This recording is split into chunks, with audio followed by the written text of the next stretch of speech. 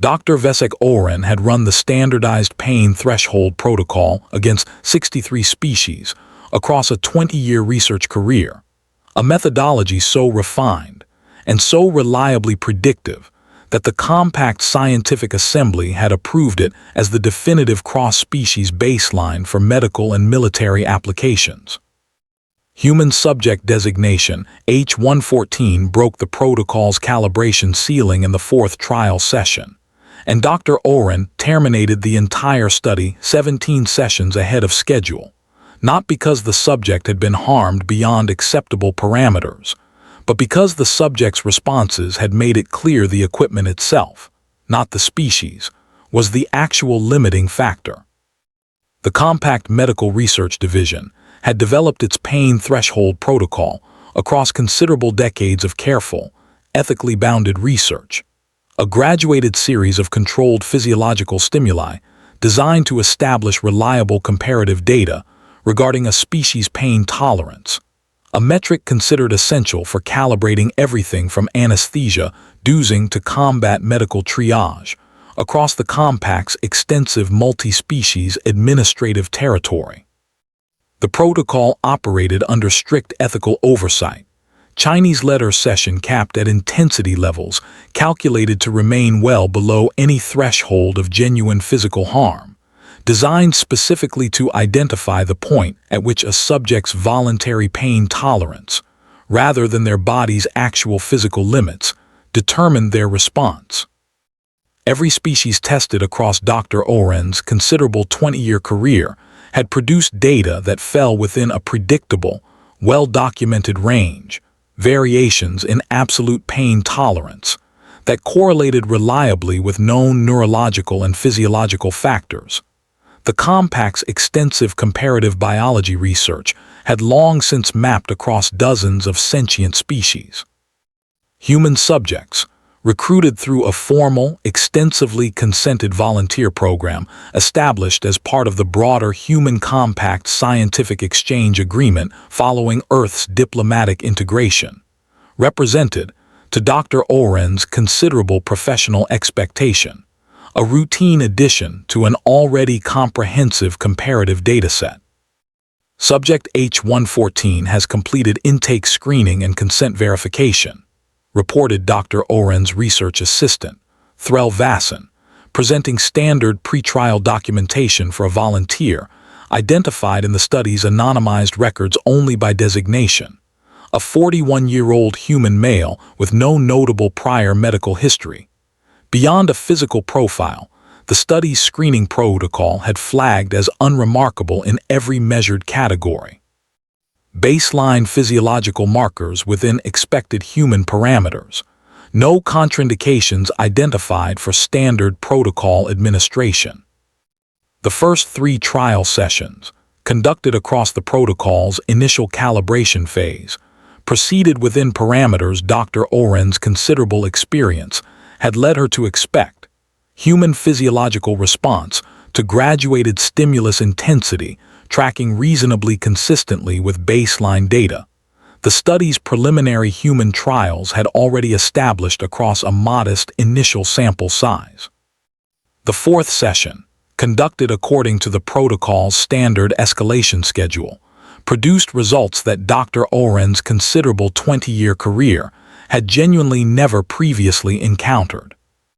Subject H114 has reached calibrated intensity level 9 without producing the expected voluntary termination response, Threl Vasson reported, mid-session, his voice carrying a specific professional alarm that Dr. Oren's own careful monitoring of the session's live data confirmed with mounting, genuine confusion.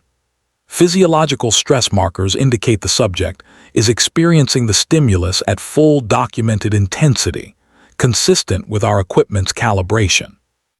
Yet the subject has not invoked the study's voluntary termination protocol, despite intensity levels our comparative data indicates should have produced termination in every previously tested species by level 6 or 7 at the absolute latest. Dr. Oren, reviewing the live session data with genuine professional confusion, addressed the subject directly through the trial chamber's communication system, following the study's established ethical protocol, requiring direct verbal confirmation of continued voluntary participation at any point where a subject's physiological response indicated potential concern beyond expected parameters. Subject H114. This is Dr. Oren. Our monitoring indicates you are experiencing stimulus intensity considerably beyond the point where every previous subject across this study's testing history has invoked voluntary termination. I want to confirm directly that you understand you retain full authority to terminate this session at any point, without any consequence to your continued participation in the broader study. I understand, the subject responded, his voice carrying genuine physiological strain that the session's biometric monitoring confirmed was entirely consistent with actual, significant discomfort, but carrying none of the urgency Dr. Oren's considerable experience had led her to associate with subjects approaching their genuine termination threshold. I'm not trying to be difficult here, Doctor. I understand I can stop. I just don't think I'm actually at my limit yet, and I figured that was useful information for whatever you're actually trying to measure. Dr. Oren terminated the session manually, exercising researcher discretion. The protocol's ethical framework explicitly authorized when a subject's physiological data suggested potential concern independent of the subject's own reported willingness to continue, and convened an emergency review with her research team to properly assess what had, by that point, become a genuinely unprecedented deviation from the study's 20-year established pattern. This is not consistent with any documented human pain tolerance data our prior research has established, Threll Vasson said, reviewing the session's complete physiological record with the same genuine professional confusion that had characterized the live monitoring. Subject H114's physiological stress markers confirm he was experiencing genuine, significant pain throughout the extended session, consistent with our equipment's calibrated intensity levels. There is no indication of reduced neurological sensitivity or any physiological anomaly that would explain reduced pain perception. He was experiencing the pain at full documented intensity and simply continuing to tolerate it well beyond the threshold every previous human and non-human subject across this entire study's history has demonstrated. Dr. Oren's subsequent decision to interview subject H114 directly, stepping outside the study's standard anonymized protocol with the subject's explicit additional consent, would eventually generate a considerably broader research inquiry that extended well beyond the original pain threshold study's initial, comparatively narrow scope. I want to understand what allowed you to continue tolerating the stimulus at intensity levels our data indicates should have produced termination considerably earlier, she said, during the formal follow-up interview, addressing a subject whose name she now knew to be Marcus Chen, a former competitive endurance athlete who had, according to his volunteer intake documentation, spent considerable years of his life training specifically to push through exactly the kind of sustained physical discomfort the study's protocol had been designed to measure. I think it's probably a few different things, honestly, Marcus said. Some of it's just training, the specific kind I spent a lot of years doing. Ultra-distance running mostly, the kind of races that go on for 24, 36 hours at a stretch, sometimes longer. You learn things about pain doing that kind of training that I don't think most people ever have reason to learn. You learn that pain and actual damage aren't always the same thing, and that your brain's alarm system, the part that's screaming at you to stop, usually starts screaming considerably earlier than your body's actual physical limit. Competitive endurance athletes spend years training themselves to recognize that gap, and to keep going through it safely. As long as you understand the difference between pain that's warning you about real damage and pain that's just your brain being appropriately cautious well before it actually needs to be.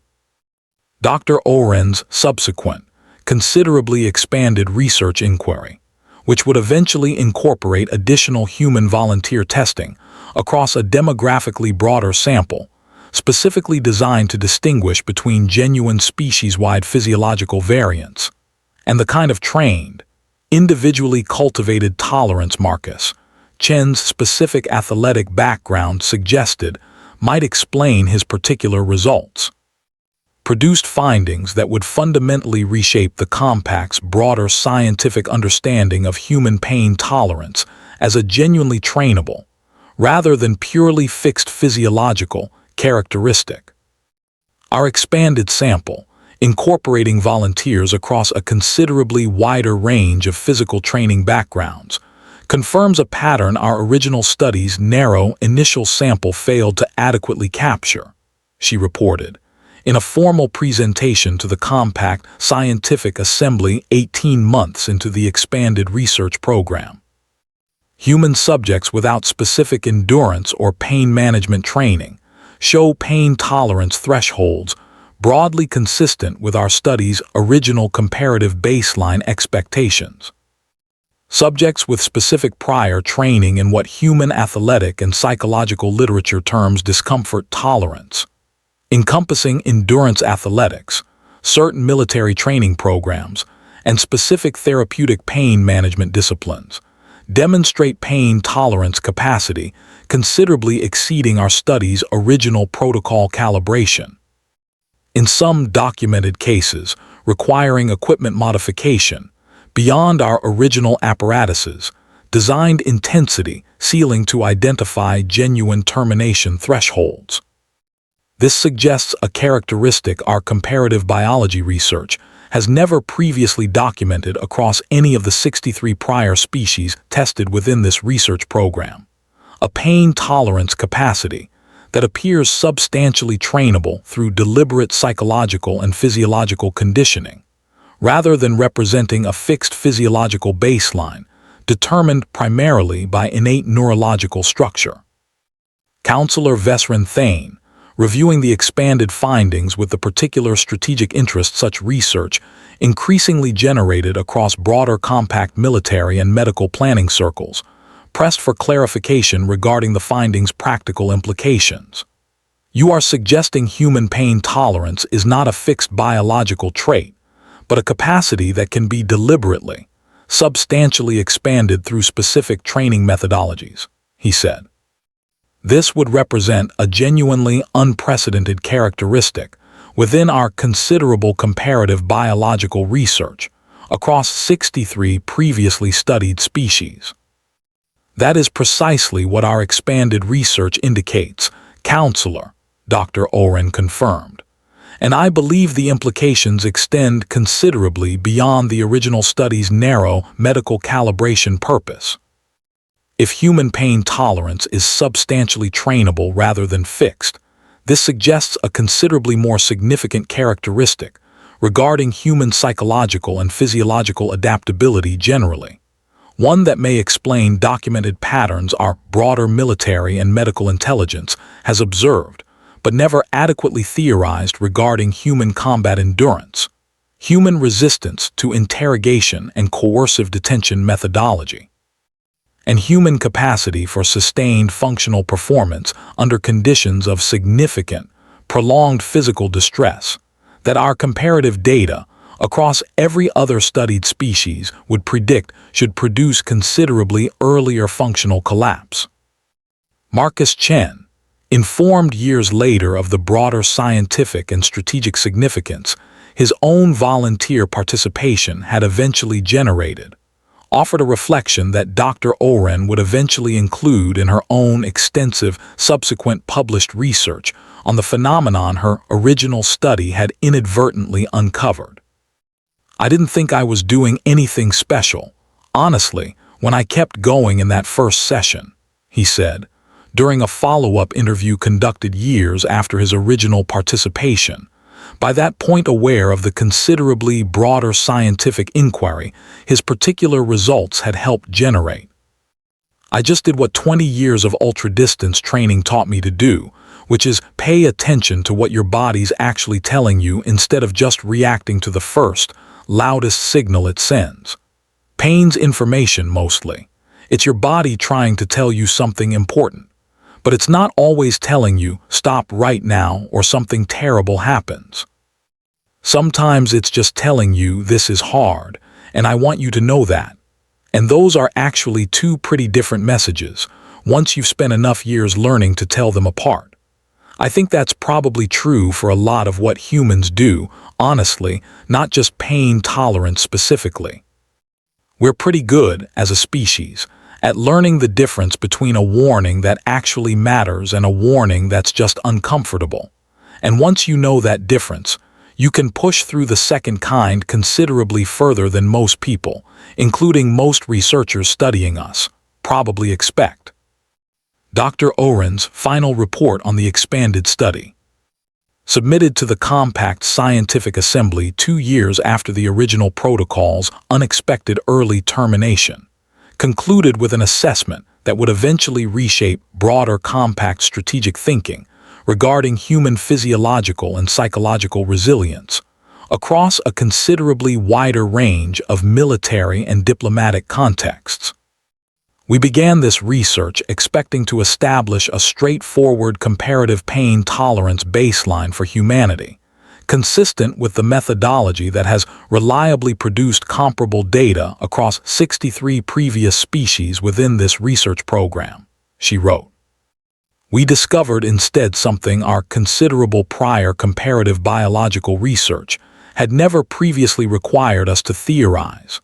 A species whose relationship with physical pain tolerance is substantially mediated by deliberate, trainable psychological and physiological conditioning, rather than existing as a fixed characteristic determined primarily by innate neurological structure.